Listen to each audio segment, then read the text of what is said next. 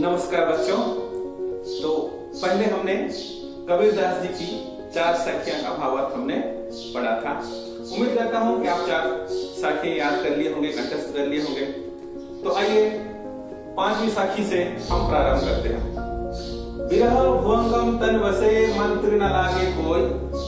विरह जुदाई, भुवंगम साम, तन शरीर बसे रहता है, मंत्र न लागे कोई मंत्र, कोई उपचार करने वाला, कोई मंत्र उस पर काबू नहीं करता। राम वियोगी जुदाई में ना जीवे, जी नहीं सकता। जीवे तो बोरा होई, जीवे तो अगर जीता है तो बोरा यानी पागल हो जाता है। फिर से विरह भुवंगम तन बसे मंत्र न लागे कोई। विरह भुवंगम, विरह यानी जुदाई, भुवंगम यानी साम, तन बसे जुदाई का दर्द सांप के डंक की तरह होता है। जुदाई का दर्द ऐसा होता है जैसे सांप डंक मारने से तन बदन में जो जहर फैलता है, इस तरह की पीड़ा पहुंचाने वाला होता है। जुदाई का दर्द की व्याख्या करते हुए कबीरदास जी कहते हैं कि जुदाई का दर्द कैसा होता है? सांप के डंक की मानिंद होता है। सांप जिस तरह से डंक मारता है, वो जो पीड़ा होती है, जो तकलीफ होती है, वो तकलीफ जुदाई के दर्द में होती है। तो कबीर जी कहते हैं विरह भुवंगम तन बसे मंत्र न लागे कोई। जब जुदाई का दर्द होता है तो सांप के डंक की तरह होता है। ऐसा लगता है कि तन बदन में जहर फैल रहा है, अत्यधिक पीड़ा हो रही है। तब ऐसे में कोई मंत्र उपचार नहीं करता, उस पर कोई मंत्र उपचार नहीं करता। केवल जुदाई जिससे होती है अगर वही मिल जाए तो ही उसका उपचार है। कबीरदास जी ये कहना चाहते हैं विरह भुवंगम तन बसे मंत्र न लागे कोई। राम वियोगी ना जियो, जीवो तो बौरा होई। और राम के वियोग में तो कोई जी ही नहीं सकता, और जीता है तो लोग वैराग्य के कारण से पागल समझते हैं। हम फिर से जाते हैं पंक्ति जाने के लिए। विरह भुवंगम तन बसे मंत्र न लागे कोई। जुदाई का दर्द सांप के डंक की तरह होता है, जिस पर कोई भी मंत्र उपचार नहीं करता। हम जिससे जुदा हो जाते हैं, समझो किसी कारण हम अपनी माँ से जुदा हो गए हैं, तो हम अपनी माँ को याद करते रहते हैं, लेकिन जब तक हमारी माँ हमें नहीं मिलती, ये दर्द हमारा बना रहता है। ठीक उसी प्रकार कबीरदास जी कहते हैं कि ये जो जुदाई का दर्द है, जो विरह वेदना है, जुदाई का जो दर्द है, वो सांप के डंक की तरह है, सांप के जहर की तरह तन बदन में फैल जाता है और अत्यधिक पीड़ा का कारण बन जाता है। तब कोई भी मंत्र उपचार नहीं करता। लेकिन कबीरदास जी कहते हैं कि राम वियोगी ना जीवे। राम के वियोग में जी ही नहीं सकते। राम के वियोग में, राम की जुदाई में हम जी ही नहीं सकते, और जीते हैं तो वैराग्य के कारण लोग हमें पागल समझते हैं। जीते हैं इसका मतलब हम इस तरह से जीते हैं कि राम में खोए हुए हो, राम में लिप्त हो, राम में अब रम जाते हैं, तो लोग हमें इस बात को समझ नहीं पाते और लोग समझते हैं कि ये व्यक्ति तो पागल हो गया है। फिर से बहुत अच्छा दुआ है, मेरा पसंदीदा दुआ है ये। विरह भुवंगम तन बसे मंत्र न लागे कोई। राम वियोगी ना जीवे, जीवे तो बौरा होई। यानी जुदाई का दर्द सांप की डंक की तरह होता है। सांप जिस तरह, सांप का जहर जिस तरह तन बदन में फैल जाता है, इस तरह का दर्द कहाँ पे होता है? जुदाई के दर्द में। विरह का मतलब जुदाई, भुवंगम का मतलब सांप, तन का मतलब है शरीर, बसे यानी बसता है। जैसा सांप का जहर तन बदन में फैल जाता है, कब? जब विरह होती है। विरह होती है ना, जब जुदाई होती है, तब कोई भी मंत्र उस पर उपचार नहीं करता, कोई भी मंत्र उस पर उपचार नहीं करता। लेकिन कबीरदास जी कहते हैं कि राम की जुदाई में तो जी ही नहीं सकते। राम की जुदाई में हम जी ही नहीं सकते, और जीते हैं तो वैराग्य के कारण लोग हमें पागल समझते हैं। ठीक है, हम दूसरा 6 नंबर से निंदक नीड़ा राखिए आंगड़ी कुटी बधार। बिन साबुन पानी बिना निर्मल करे सुभार। निंदक, निंदा करने वाला, बुराई करने वाला, आपकी बुरी बुरी बातों पर नजर रखने वाला, आपकी बुराई करने वाला, लोगों के सामने आपकी निंदा करने वाला।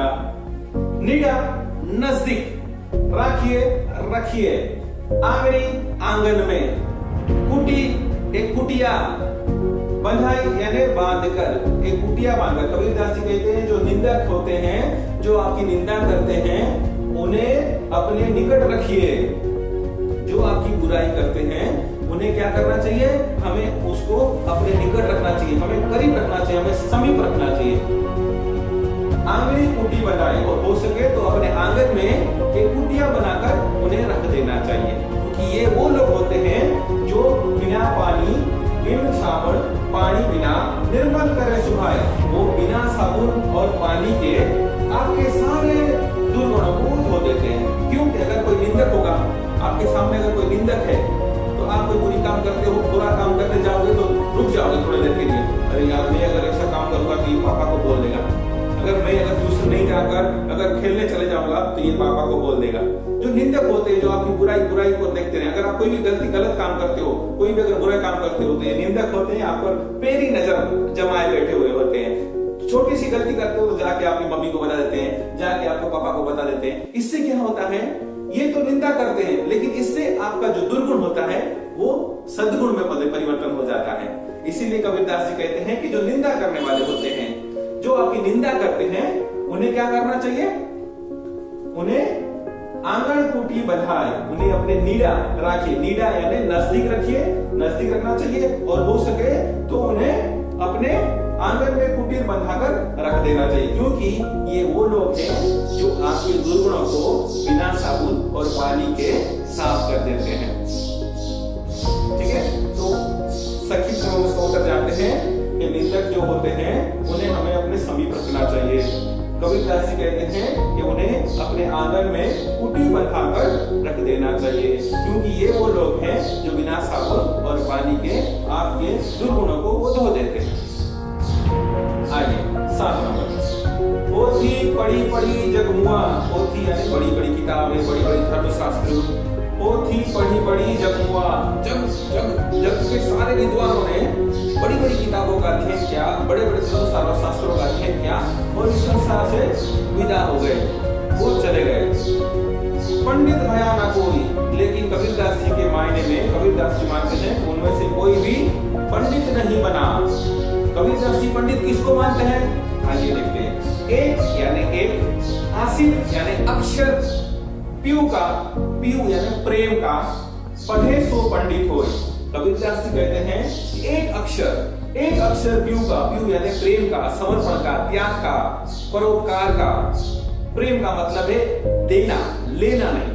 तो कबीरदास जी कहते हैं कि पोथी पढ़ी पढ़ी जगमुआ, पंडित भया न कोई। बड़ी बड़ी पुस्तकों का अध्ययन करके, बड़े बड़े धर्मशास्त्रों का अध्ययन करके कोई पंडित नहीं बनता, बल्कि पंडित वो बनता है, कबीरदास जी कहते हैं पंडित वो बनता है जो एक असीपियों का, एक अक्षर प्रेम का जो पढ़ लेता है, वास्तव में पंडित वही कहलाता है। क्योंकि अगर वो प्रेम पढ़ लेता है, प्रेम का एक अक्षर पढ़ लेता है, तो प्रेम की भाव को समझ लेता है, परोपकार को समझ लेता है, समर्पण को भाव को समझ लेता है, तब वहीं जाकर वो पंडित तक पहुंच सकता है और तब वो पंडित कहलाता है।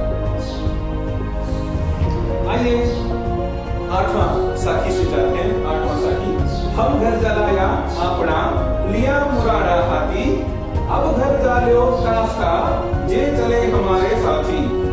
अब यहाँ पे देखिए कबीरदास जी क्या कहते हैं, हम घर जलाया अपना, मैं अपना घर जला रहा हूं। अरे कोई अपना घर क्यों जलाएगा? तो आइए, ये कौन सा घर जला रहे हैं? हम घर जलाया अपना, वो अपने मन के अंदर में लोभ, मोह, काम, क्रोध जो वासना है, उन वासना रूपी घर को वो जला रहे हैं। फिर से सुनिए, हम घर जलाया अपना, वो अपने अंदर में रहने वाले लोभ, मोह, काम, क्रोध जैसी वासनाओं को वो जला रहे हैं। क्यों जला रहे हैं? लिया मुरादा हाथी, मुरादा यानी जलती हुई लकड़ी या मसाल कह लीजिए। लिया मुरादा हाथी, मैं अपने हाथ में जलती हुई लकड़ी लेकर मैं उस घर को जला रहा हूँ जिस घर में लोभ, मोह, काम, क्रोध जैसी वासनाएं पलक रही है, जो है ईश्वर मुझे तुझसे दूर कर रही है, तुझसे जुदा मुझे कर रही है, जिसके कारण मेरे अंदर में अहंकार पनप रहा है। अहंकार के कारण तू मुझसे जुदा हो रहा है। हे ईश्वर, तुझे पाने के लिए मैंने अपने घर को जलाया है। कौन से घर को जलाया है? जिस घर में लोभ, मोह, काम, क्रोध जैसी वासनाएं पलती है, मैंने उस वासनाओं को जलाया। क्यों जलाया? ताकि मैं तुझे पा सकूं। हे ईश्वर, मैं तेरे करीब आ सकूं, तेरे समीप आ सकूं, तेरे सानिध्य पा सकूं। तो कभी यहाँ कहते हैं कि हम घर जलाया अपना, लिया मुरादा हाथी, मैं जलती हुई लकड़ी लेकर खड़ा हूँ और मैंने अपने घर को जला दिया है। कौन से घर को जला दिया है? उस मन रूपी घर को जला दिया है। उस मन रूपी घर में क्या है? लोभ, मोह, काम, क्रोध जैसी वासनाएं पल रही थी, इसलिए मैंने उस घर को जला दिया। अब दूसरी पंक्ति में, अब घर जालो तास का यानी उनका, अब मैं घर उनका भी जला दूंगा। किनका जला दूंगा? मैं वो घर अभी उनका भी जला दूंगा। जे चले हमारे साथी इस भक्ति के मार्ग में, इस आराधना के मार्ग में, हे ईश्वर तेरे मार्ग में जो मेरे साथ चलेगा, मैं उनके अंदर में रहने वाले लोभ, मोह, काम, क्रोध जैसी वासना रूपी मन के घर को मैं जला दूंगा। फिर से, हम घर जालिया अपना लिया मुरारा हाथी, अब घर जालो दास का जे चले हमारे साथी। कबीरदास जी कहते हैं कि मैंने अपने घर को जला दिया। जिस घर में लोभ, मोह, काम, क्रोध जैसी वासनाएं पलती थी, मैंने एक जलती हुई लकड़ी से, एक मसाल से अपने घर को जलाया है। और मैं अब उनका घर भी जला दूंगा जो मेरे साथ चलेंगे। इस भक्ति मार्ग में जो मेरे साथ चलेंगे, मैं उनके अंदर में रहने वाले लोभ, मोह, काम, क्रोध जैसी वासनाओं को मैं जला दूंगा, ताकि उनके अंदर में अहंकार पनप ना पाए और ये ईश्वर तुम्हारी प्राप्ति हो जाए। इस तरह से हमने 8 दोहा पढ़ा। उम्मीद करता हूँ कि 8 दोहा का हम कंठस्थ करेंगे, आपको समझ में आ गया होगा। फिर भी अगर आपको कोई कुछ समझ में ना आए तो नीचे कमेंट बॉक्स में आप कमेंट कर सकते हैं और बता सकते हैं। मैं आपकी हमेशा मदद करने के लिए तैयार